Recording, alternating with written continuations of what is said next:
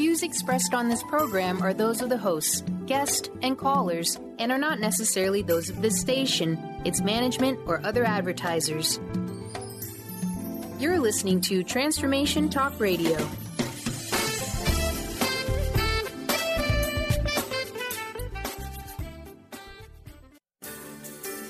On the cutting edge of the new mainstream, Christine Upchurch is passionate about bringing together science, psychology, and spirituality in a way that can be applied to our everyday lives for true transformation. The Christine Upchurch Show, stellar conversations to illuminate your journey, engages some of the most inspired visionaries on the planet in lighthearted, lively dialogue. Join us as we explore the expansive nature of reality in a down-to-earth way, offering you insights and tools, empowering you to become that bright light you're meant to be. Now, here's your host, Christine Upchurch. Hello, everybody. Welcome to the Christine Upchurch Show, where we have stellar conversations to illuminate your journey.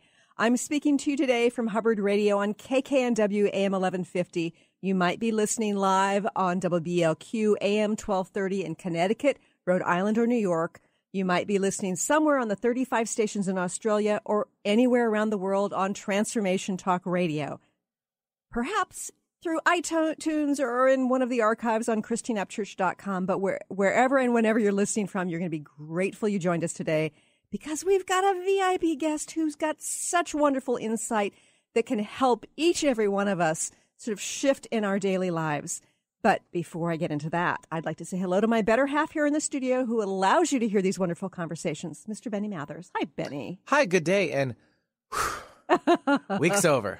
Yes, and you are a busy man, and I've seen you multitasking. And as I said a few minutes ago, you were saying, there's only one of me, and I'm like, I'm sure I've seen at least two of you at once. Oh, well, it's probably true, a doppelganger of some sort, or I have my own twin somewhere, even along with my own twin boys.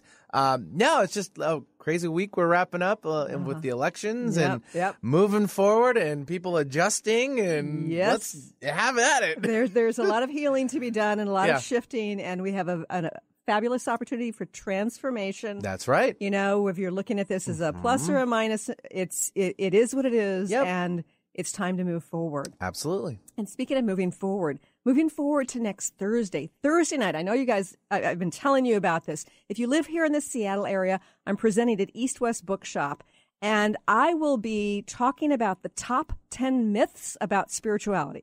You may have heard me talking about this on the Dr. Pat Show. You may be following my blog series about that very topic.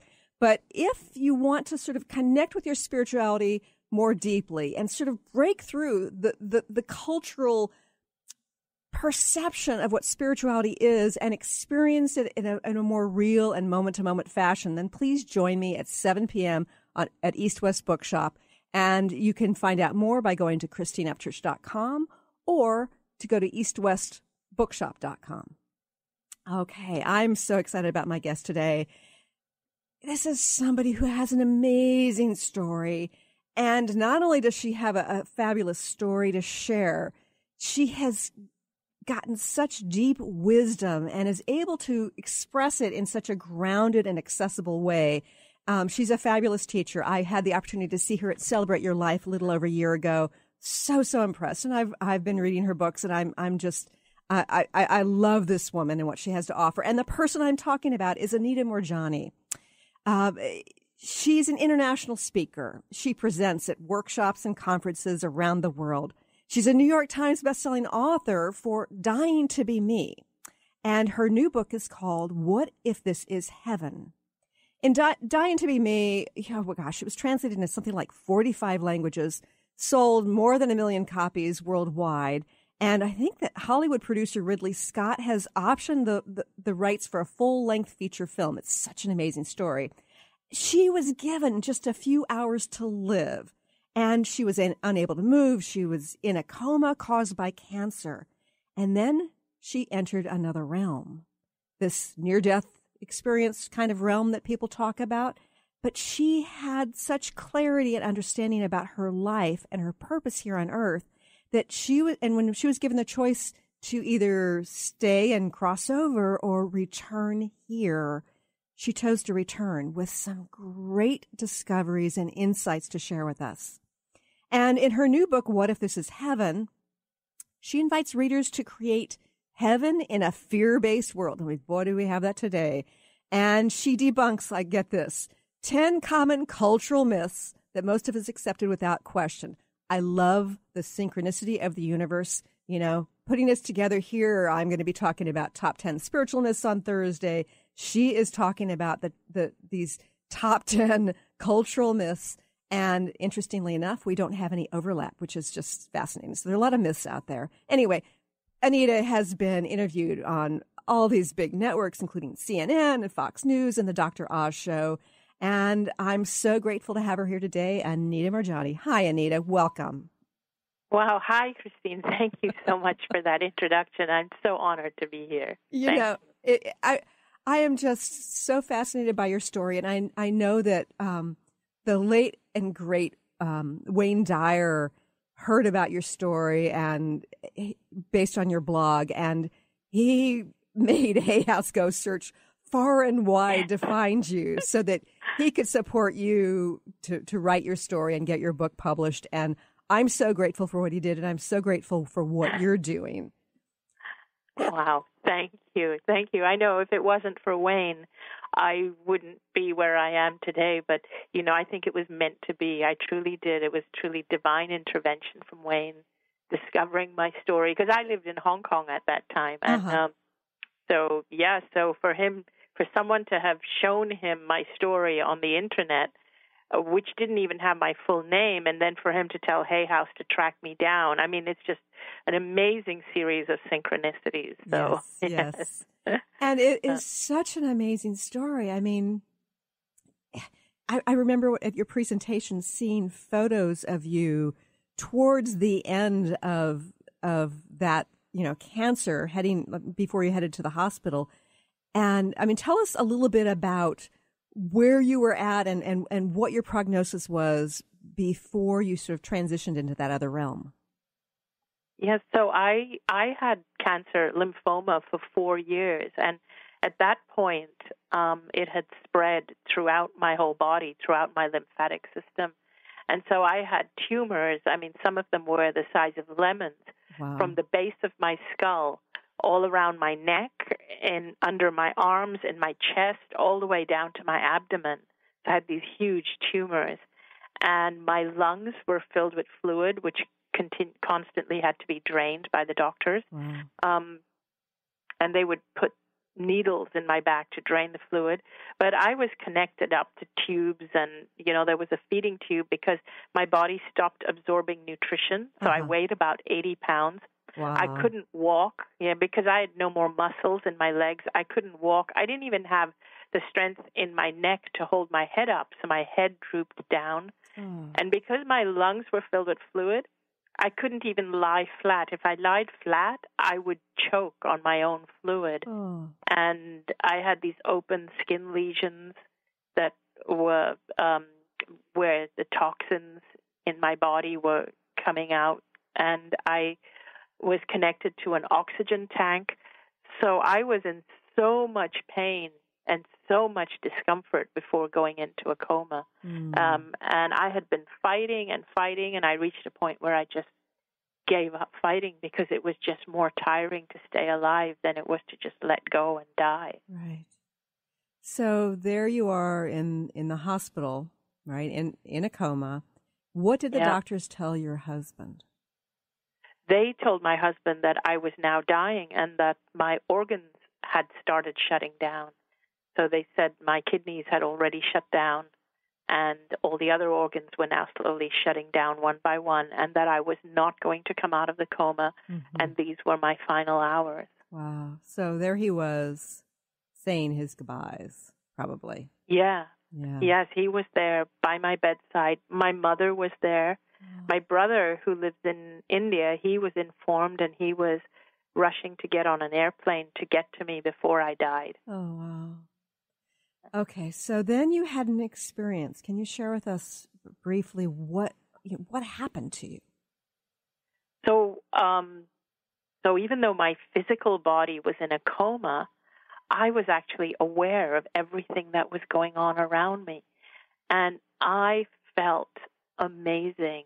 I just felt free from my body. And it was like I was freed from my body. Uh-huh. I was aware that I was dying. I was going through the dying process, but I could hear, see, and feel everything that everyone was doing. The doctors, the nurses. Right. I know they told my husband. I saw the doctor telling my husband that these were my final hours. I saw him and heard him tell my husband that my organs were now shutting down. Mm-hmm. I heard all the conversations, and some of the conversations didn't even take place in the room where my physical body was.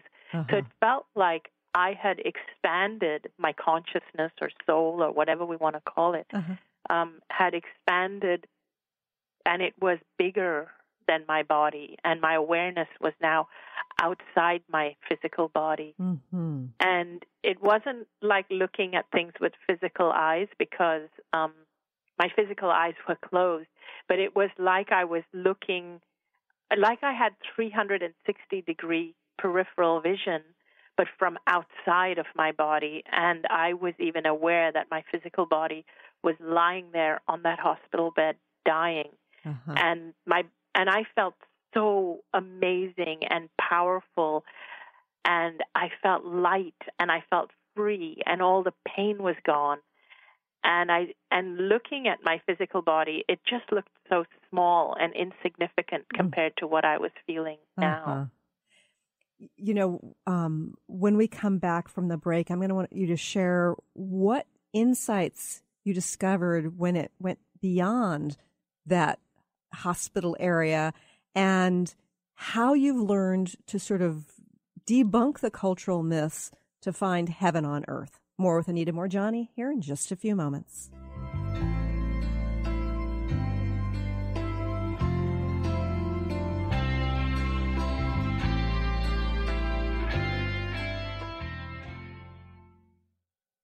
What is a brilliant culture? And how do we create them? Why are they important? Claudette Rowley has created a breakthrough 5-step process to help you design a culture that is authentic, innovative, and successful. Learn how to create change with Cultural Brilliance Radio, the DNA of organizational excellence, and Claudette Rowley. To learn more or work with Claudette, visit ClaudetteRowley.com. On the cutting edge of the new mainstream, Christine Upchurch is passionate about bringing together science, psychology, and spirituality in a way that can be applied to our everyday lives for true transformation. The Christine Upchurch Show, stellar conversations to illuminate your journey, engages some of the most outstanding visionaries on the planet in lively dialogue to inspire you to become that bright light you're meant to be. Join Christine every Friday at 11 a.m. Pacific Time on KKNW, AM 1150, and Transformation Talk Radio. Are you sick of feeling overworked with no motivation? Take a break from the daily grind. Life coach Nicole Eisler is here to provide a healing journey of optimism. Passionate and caring, Nicole is no ordinary soul. Her dedication to helping everyone has no limit. Witness the power of positivity. Tune in every first and third Tuesday at 4 p.m. Pacific for Positivity Party Radio with Nicole Eisler on Transformation Talk Radio. For more information, visit BigDreamAwakening.com. How would you like increased health and vitality? How would you like to avoid the onset of disease as well as slow the aging process? This is all possible through a simple, safe, and natural process. Every day we are either moving toward wellness or away from wellness. Hi, I'm Mary Jane Mack. I'd like to be your partner in achieving optimal health. Contact me now at maryjanemack.com or call 425-392-0659. Visit maryjanemack.com. I'm Christine Upchurch, and this is a Stellar Reflections Minute. What does the word healing mean? Many think that healing merely means eliminating symptoms. However, based on my many years as a healer, I have a much broader perspective on the word. Healing can manifest in a variety of ways, including having physical problems resolved, becoming more emotionally centered, experiencing better relationships, gaining greater clarity, and feeling more spiritually connected. True healing always includes some level of transformation. Whatever form healing takes, there is one commonality, an improvement in quality of life. To me, the highest form of healing goes beyond aligning with wellness. It comes from recognizing our soul's voice and allowing it to speak through us. And in that sense, don't we all yearn to heal into our wholeness? Please visit stellarreflections.com or call 425-999-9836. That's 425-999-9836.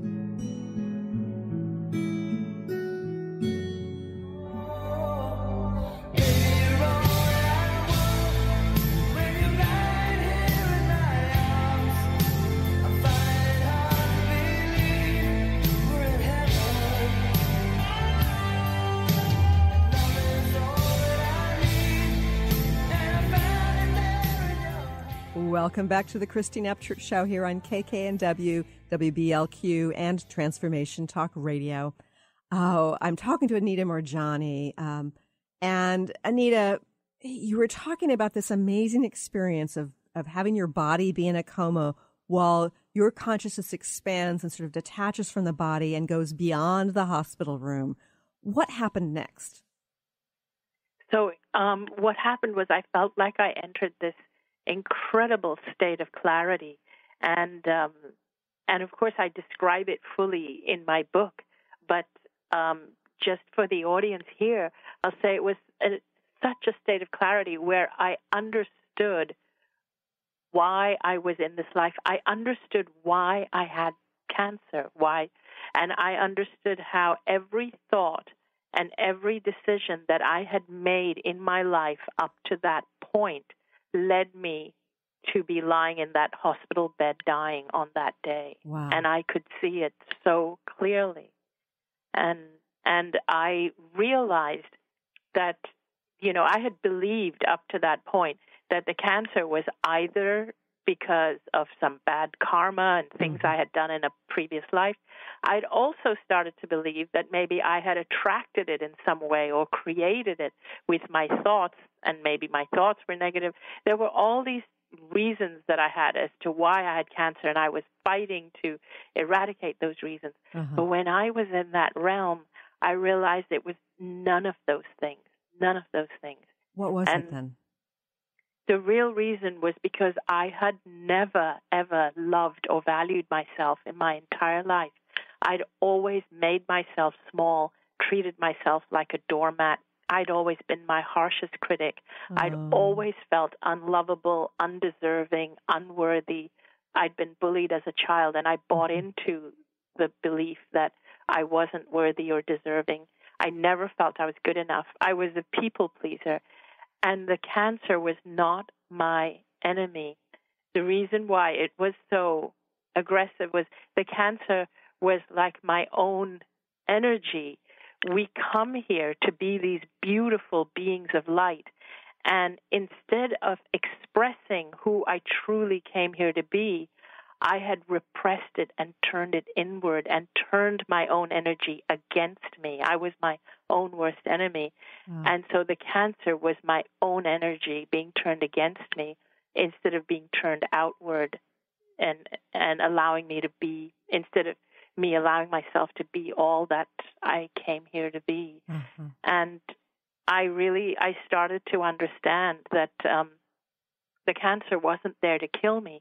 I was killing myself before I even got the cancer. Oh, that's huge. That's huge. It wasn't the enemy. You were your own enemy. Yeah, I was my own enemy. Yeah. I was my own enemy.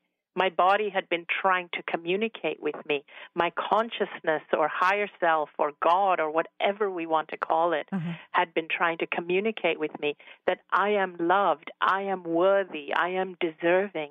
But I was being my own harshest critic, and I was turning myself against myself. And I never really stopped to listen to my heart, to my inner self. Right. So once you had that understanding, what else happened in this other realm? So I actually encountered my father, who had died 10 years prior. But in the other realm, I experienced what I call pure unconditional love or pure divine love. And it was nothing like the love that we experience here in the physical. What I realized is that when we die, we not only leave behind our physical bodies, but we leave behind our gender, our race, our religion, our culture, and all the layers of beliefs that we've accumulated over our lifetime. All of that stays behind. So what crosses over is just pure essence. It's pure love or pure God. We can call it what we like.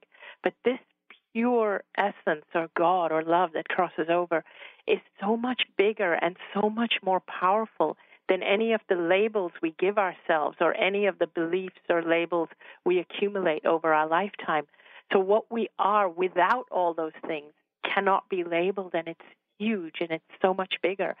And I realized that this essence comes here to express itself through a physical body. And in order to allow it to express itself, basically I need to allow it to express itself. And when I don't love myself, then I am denying this essence, this God, this love to express itself through me. And I realized I don't have a right to do that because I came here to be an expression of God or love or consciousness. And when I deny that, I am actually denying the God force or consciousness from expressing itself through me. Right. And I think most people feel unworthy of having that God force come through them, though, right? Yes, exactly. Most people do feel unworthy. This is why I tell people, people believe it's selfish to love yourself. And I'm not telling you that because people mistake loving yourself as being narcissistic. It's not. It's the opposite. People who are narcissistic are the ones who don't love themselves. Right. When you truly love yourself, you love all of you. You love the God force that shines from behind your eyes. You love the person you came here to be. You love that essence, that energy that has chosen to express itself through the vehicle of you. Right. That's what I ask people to do. And you have no right to stop it from doing that because that's why you came here, to be a vessel for that force. So there you are with this realization in this other realm, interacting with your father. What prompted you to return to your very weak and dying physical body? Well, at first, I didn't want to return. My father was saying I needed to go back because it's not my time. But I felt I had a choice, and I said, I don't want to go back because my life is so painful. I'm in so much pain and fear, and my body was dying. My family was suffering. No part of me wanted to go back. But I felt my father was saying that now that you know the truth of who you really are, meaning who I am is this pure essence that expresses itself through a body, and is supposed to shine its light as bright as possible. So I felt like my father was saying, now that you know the truth of who you really are, your body will heal. And if you choose to go back, your body will heal. And it was at that point that I chose to come back. And as soon as I made the decision to come back, I felt my father telling me that go back and live your life fearlessly. And when he said fearlessly, he doesn't necessarily mean go paragliding or bungee jumping, although I could if I wanted to. What I understand that he really meant was go and be yourself fearlessly. And that's what most people are afraid of. Yes. They're afraid of being their true, vulnerable self. Right. And that's what he meant. Go be you fearlessly. Well, if we feel unworthy or unlovable, then it's quite the risk to actually be ourselves. To show, to show who we are. And that is really the crux of my message. Don't be afraid to be who you are and show your vulnerable self. So you came back and you were in this very weakened state. I think you were talking about how surprised everybody was when you opened your eyes and acted as though you were staying. What happened next? Yeah. So the doctors were very skeptical. They said, oh, she's still critical. She's, it's normal to come in and out of a coma. But I started saying things. I was delirious. I had 1 foot in that side, 1 foot in this side, on this side. So I was still very weak. And I was saying, Dad is here. Dad said it's not my time. I'm going to be okay. And I wanted to pull out all the tubes and people, and everybody was thinking I was just delirious. But my family was secretly celebrating that at least I had come out of the coma and I was talking. Yes. But after the third, fourth day, the doctors started to see that the tumors were actually melting away. They were just shrinking so rapidly that they didn't even know what to write in my medical records. And then, I love it. And then so they were just saying, we don't even know what to write. And then I started saying things like, oh, that was the nurse that was trying to put the tubes in my veins, but said that my veins had retracted, and this happens to people who are dying. And I started repeating conversations that they were saying. That was blowing them away. That totally blew them away. And then they knew that something had really happened. Uh-huh. And they continued to insist on taking tests, which at that time I didn't want the tests because they were really painful, like they were cutting off lymph nodes and doing biopsies and also, taking fluid out of my spine for different biopsies. And it was so painful. And so I was arguing with them. But my family wanted me to have the tests because, they didn't have the NDE, so they wanted to be sure because the doctors kept telling them that I'm still weak, I'm still critical. Uh-huh. But today I am so glad I had those tests, all the tests done, because it proves what happened. I have proof. That's why I was on Dr. Oz, because people ask me for the test results for my medical records. Right. So, but yes, so within 4 days, the tumors had shrunk by 70%. Wow. Within 3.5 weeks, they could find no trace of cancer in my body. Oh, wow. That's such an amazing story. And then eventually you entered your normal life, right? With a yes, whole lot of normal insight and information that you had to process and integrate. And when we're going to go to another quick break, but when we return, Anita, I'm going to love for you to share with our audience how you've managed to integrate that and what messages you have for us to take your insights from this other realm to apply in our daily lives. More with Anita Moorjani in just a few moments.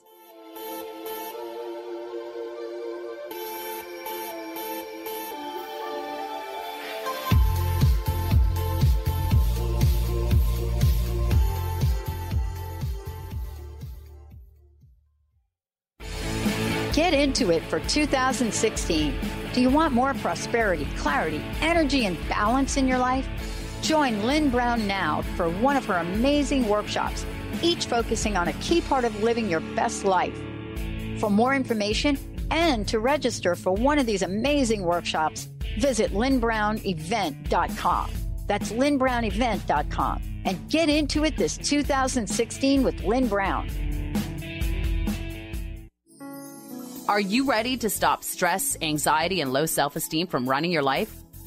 Join award-winning author Dr. Friedemann Schaub for Empowerment Radio and learn breakthrough solutions to switch out of survival mode and approach every day with great ease, joy, and purpose.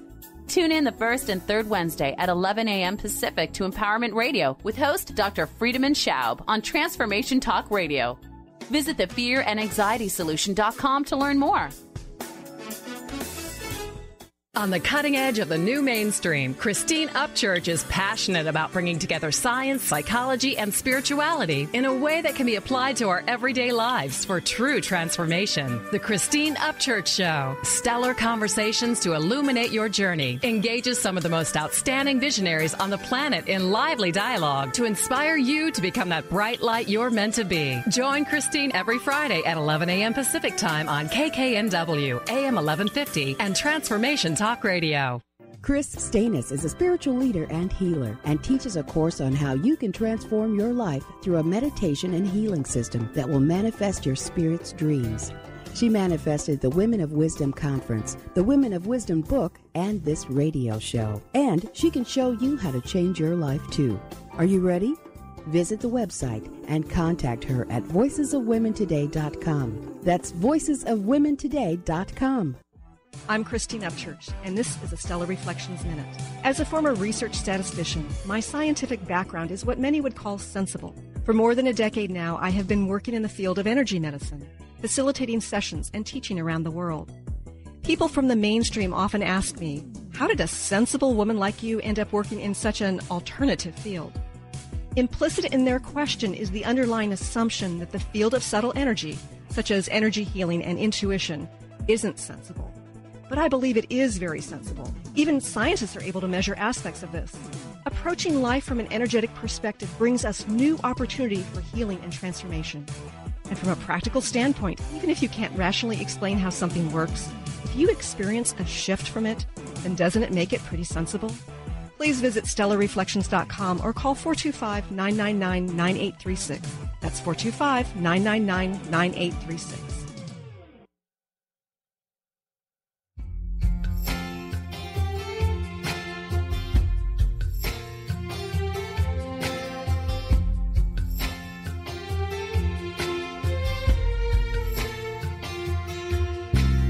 Lying here with you, listening to the rain, smiling just to see the smile upon your face.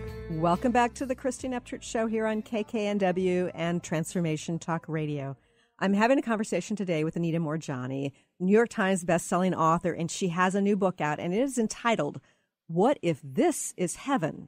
How Our Cultural Myths Prevent Us from Experiencing Heaven on Earth. Now, Anita, you talked a lot about your story of essentially going to this realm, having a near-death experience, this ethereal realm where we must go, when we let go of our bodies, and then returning here.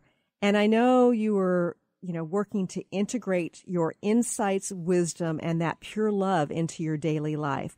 So, first of all, was that an easy task? Oh, gosh, no.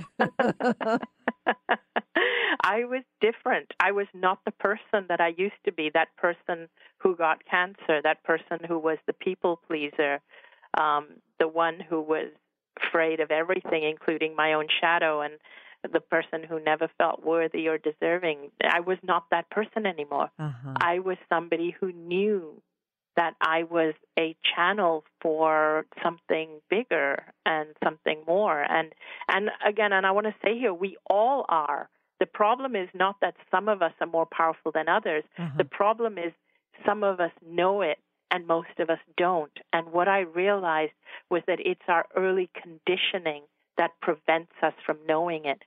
So in other words, all of us are powerful. All of us are not broken. We all come from perfection. We all go back to perfection. Uh-huh. But what happens along the way is that this knowledge gets conditioned out of us. So my premise is that there is nothing wrong with you. You already are powerful. You are not broken. Uh-huh. It's just that you don't realize it. Whereas most other teachings make you believe you are broken and you need fixing. Uh-huh. I tell you, you are not broken. You don't need fixing. Your problem is that you don't know it, not that you are broken, but that you don't know you are not broken. That is the problem. And that is such a powerful message. So what is the cultural conditioning that leads us to believe that we are broken?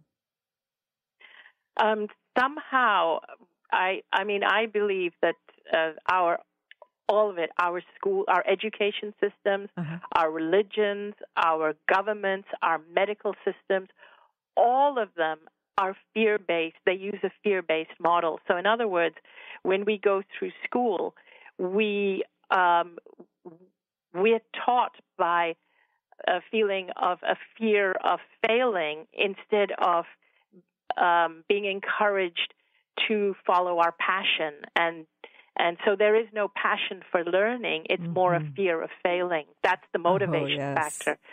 So even in our government, it's all fear-based, fear of immigration, people immigrating and taking our jobs, fear of there not being enough, fear of a lack of abundance and money and finances.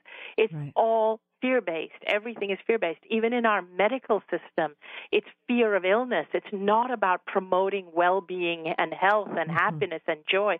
It's about fear of illness. And that leads us to believe that we have to work really hard to get ahead of everyone, and somehow we are destined to fail, which the system sets us up to fail. And so we believe that we are failures and we're losers and we're broken. But we are not, because if you are here to be an expression of the divine or an expression of what you came here to be, and all your only job is to get in touch with your own truth and be who you are, how can you fail? But I've jumped ahead of myself a little bit because I wanted to actually tell you that when I started to speak about the things that I learned, people thought I was delusional because everything I said went against conventional religion. It went against conventional medicine. It went against everything that we learn. And I thought everybody would be really interested. I mean, who wouldn't be interested in having a better life? Because I realized that everything that we're taught culturally and educationally and everything we're taught is the opposite of what we actually need to be happy and healthy and fulfilled and abundant.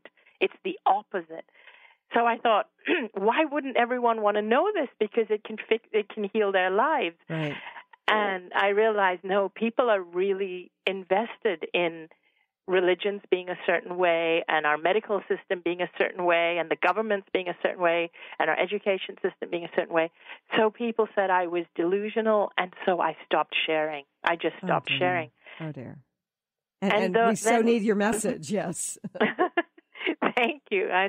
But I was meant to share, because what happened is that my husband told me to just write about it, just write about everything I feel, which I did. I wrote and I wrote and I wrote, and I put it up on an internet site. I didn't even put my full name on it. I just put Anita M. That was it. No, and then it was just my insights, my near-death experience, everything, the cancer healing. And what happened is, I didn't know this, but it went viral. And somebody shared it with Wayne Dyer.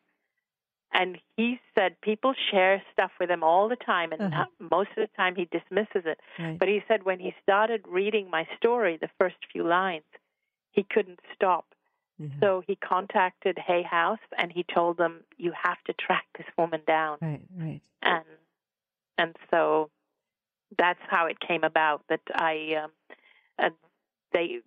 Hay House sent me an email and said, Wayne Dyer has discovered your story and would like you to write a book. Yeah. And so, of course, I was ecstatic, and I started crying when I got that email, because I thought, wow, the universe really wants me to share this story. And then my book got published by Hay House, and Wayne had me on TV, and the book hit the New York Times bestseller list. So there you have these messages that sort of are bucking the status quo. Yes. How do we break through how stuck people are in their belief systems? We have to follow our own inner guidance and we have to really follow our own heart. And it's not easy, because what I did was I had to move away from my old neighborhood. And I'll tell you what it feels like. It's sort of like, you can liken it to, if you imagine somebody who maybe had a substance abuse problem, and then they go for rehabilitation. And then when they come out of rehabilitation, they then start to think, oh my God, I have to go back into my old environment where I developed the problem in the first place. And that's exactly what it feels like, because I was not that person anymore who got cancer. Right. And I didn't know how I would be received in that old environment. And I knew I couldn't deal with being in that old environment, being who I was. We had to move. We moved to a different neighborhood miles away. And we had to start again with people who didn't know us. Now, here's the interesting thing, is that I had that near-death experience. We came back from it, and I was a different person. That was 10 years ago. And I always had the choice of either integrating back with the people or staying in my truth of what I learned in the other realm.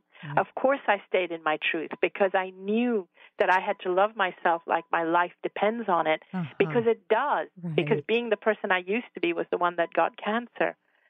And today, 10 years on, those same people that said I was delusional, many of them have come back into my life and say, wow, I want some of what you have. How did you do it? Right. But I understand this need to sort of, how do I put this? Kind of like to get whole in yourself with the integration. It's like years ago I had the early stages of lymphoma, and I ended up healing myself without any medical treatment. It's not a long story, but what I found was I needed to not let my family know for the first year, because I was afraid that I would not be able to do what I needed to do and feel right about it if I allowed their beliefs to sort of come into my environment. So I totally get this concept of needing to separate from the old belief system.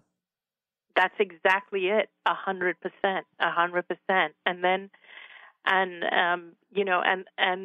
I, just to tell you on this subject, how the title of my second book came about was that I looked back on these last 10 years now, like since then Wayne had discovered my story, my book came out, and I've had to always follow my heart, even if it went against what other people believe and think. And I looked back on these last 10 years and I thought, wow, all the fear that I used to have before the near-death experience, all that has been gone. And for me, that's the big difference between living heaven and living hell. There's no fear. Ooh, there's I no love fear. that. There's this feeling, and there's this feeling of total trust. And I thought, wow, I felt guided. Wayne's discovered my story. My book, the first book has done really well. And I'm looking back and I'm thinking, I've not feared where the finances were coming from. I've been able to follow my heart and do whatever I want to do every day. I've not feared my health. And then I thought, wait a minute, it sounds like heaven. Maybe I started to think, maybe when I died, I didn't come back, and this is what living heaven is, because this is exactly what I would want. There's nothing I'm doing that I would do differently if I was in heaven and was creating whatever I wanted to create. And I thought, maybe this is heaven. And that's why the title of my book, What If This Is Heaven? That gives me chills. We have to go to another break, but more in just a few moments.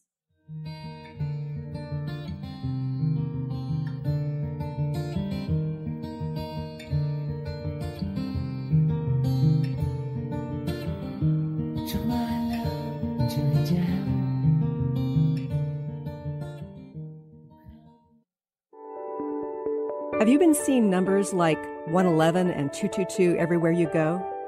Do you feel that the universe may be trying to get your attention, perhaps offering a message of some sort? As it turns out, numerical patterns and certain types of geometry form the very fabric of our reality, from cells under a microscope to the astronomy of our night sky. At Stellar Reflections, we offer special sessions which tap into these patterns, designed specifically to support you on your journey. The 111 and 222 activations are sessions activating new patterns in your energy field, which in turn can help you create new patterns in your life. After just one session with a practitioner, either in person or via distance, clients report gaining greater clarity, becoming more intuitive, and honoring their inner truth as they move forward in their lives. Curious about what these transformational sessions might do for you? Call 425-999-9836 or visit stellarreflections.com. That's stellarreflections.com. Brand consultant Jen Morgan is here with Radically Distinct Radio to help you take control of your future and maximize your brand's power to produce results. Whether you're an individual trying to reinvent yourself and launch a new venture, or you're an executive trying to reposition your company to modernize your sales and marketing programs, Jen Morgan and the RAD method empower you to play to your strengths and show up in the world as your most powerful brand. To learn more, go to jenmorgan.com. That's Jen with 2 N's Morgan.com, or call 206-972-5366. Tune in to Dynamics of Diversity Radio, scripting the new narrative for immigration with leading experts Kripa Upadhyaya and Steve Tanijo on TransformationTalkRadio.com. This show will remove the noise that often accompanies discussions on this topic and share a new perspective on the dynamics of immigration and diversity, ever reminding us that together we are all at the core of innovation, excellence, and positive change. Visit OrbitLawPLLC.com for upcoming topics. I'm Peggy Snow with another Stellar Reflections Minute. Presence, or what we think of as being fully in the moment, is a key element in the process of healing work. As a practitioner facilitating a session, genuine presence takes us out of our heads, where we tend to decide what is and maybe what should be for the client, and moves us into direct experience where we're available to witness the person in their wholeness. In this receptive realm, our senses are heightened and expanded, allowing us to perceive what's seeking to unfold and to interact in the moment. There's something profoundly powerful that happens when healing is approached in this simple, pure way.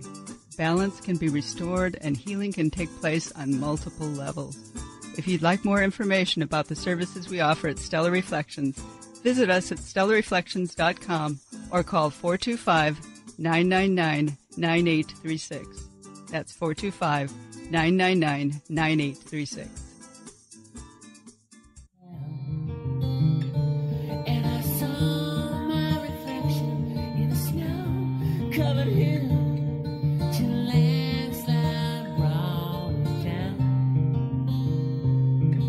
A mirror in the sky, what is love? Can the child within my heart rise and run? Can I sail through the changing?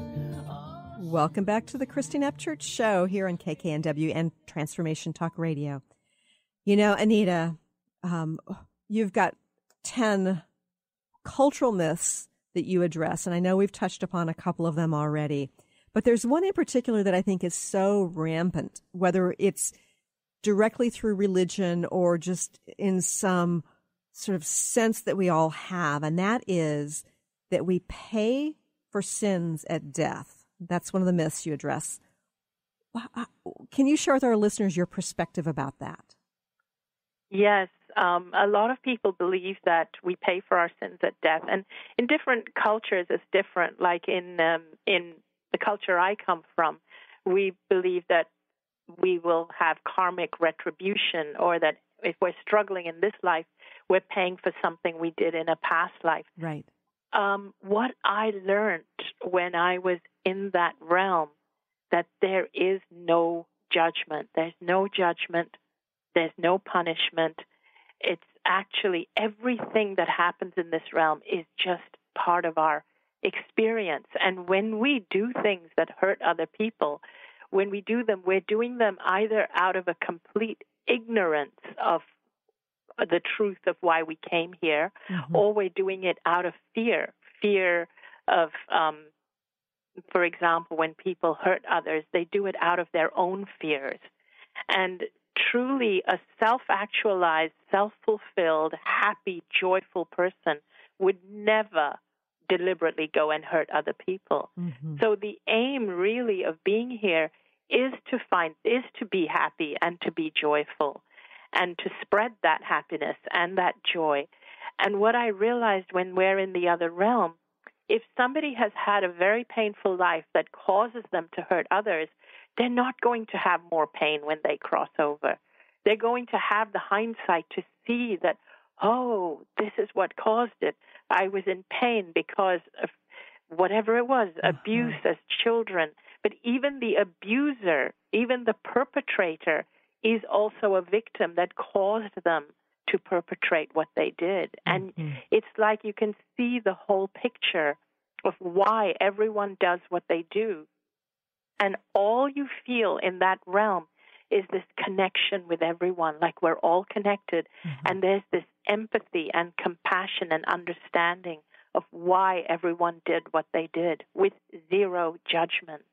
Zero judgment.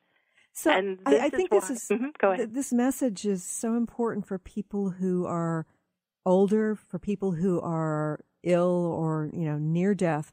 I think that there is I don't know how, with my mother, I feel intuitively that she actually started getting dementia because she was so afraid of death.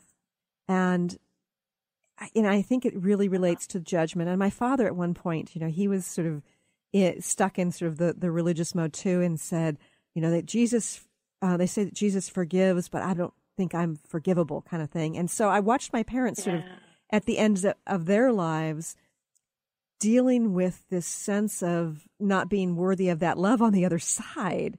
And so it's such an important message that you're sharing. And the sad thing is, for those of us who fear death like I did, I feared the afterlife, and I tailored my life. This was before the NDE. I tailored it to create good karma all the time. I was so careful about not creating bad karma.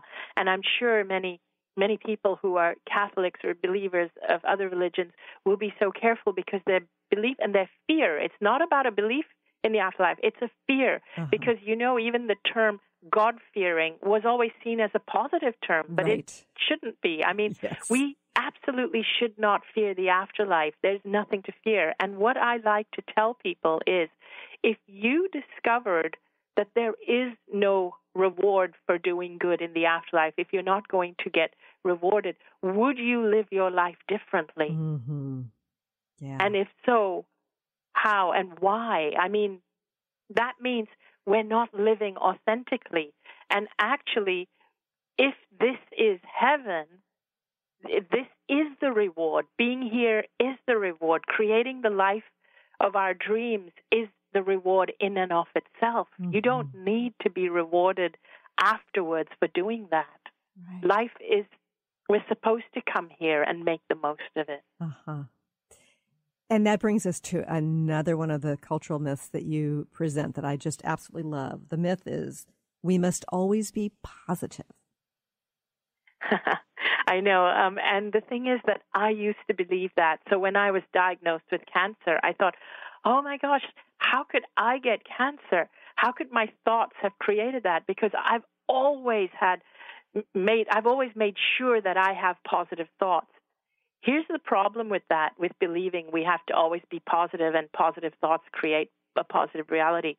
What this does is that when we have negative thoughts, we deny them, we push them down. And what this does is that it sends ourselves the message that not all my thoughts are good. In other words, it sends ourselves the message that I can't accept all of who I am, so I have to suppress parts of myself.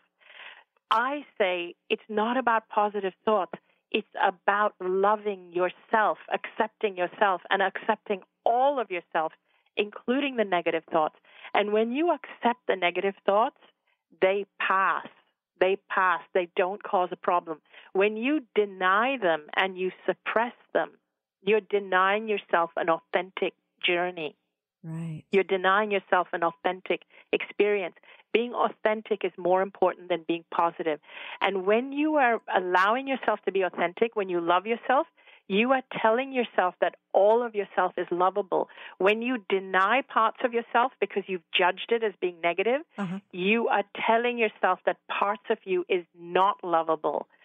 But when you accept all of you, you go through to the other side of yourself. I mean, as you accept all of you, you actually go through even those things that you would judge as negative. And on the other side is where your true gold lies. It's where your true humanity lies. And we never allow ourselves to get there because we're constantly denying parts of ourselves and judging it to be negative. Yeah.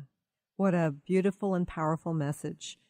Anita, I just want you to share with our listeners how they can connect with you. I know that you're working on some online programs. I know beginning in March you've got, a full schedule.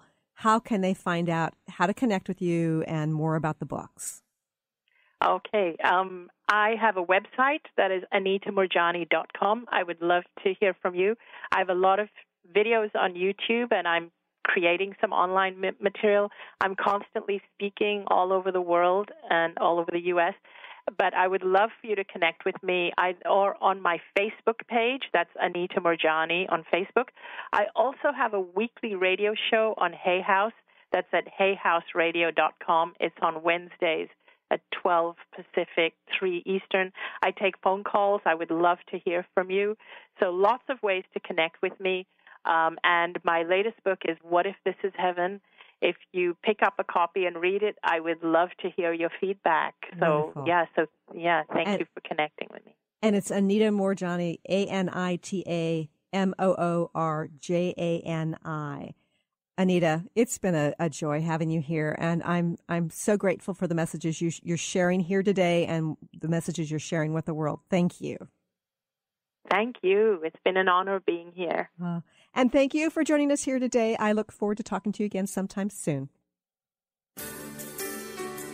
You've been listening to the Christine Upchurch Show, stellar conversations to illuminate your journey. Each week, this show engages some of the most outstanding visionaries on the planet in lively dialogue to inspire you to become that bright light you're meant to be. Join Christine every Friday at 11 a.m. Pacific Time on KKNW, AM 1150, and TransformationTalkRadio.com. For more information about the transformative healing work of Christine, visit www.stellarreflections.com. And for weekly topics, visit www.transformationtalkradio.com.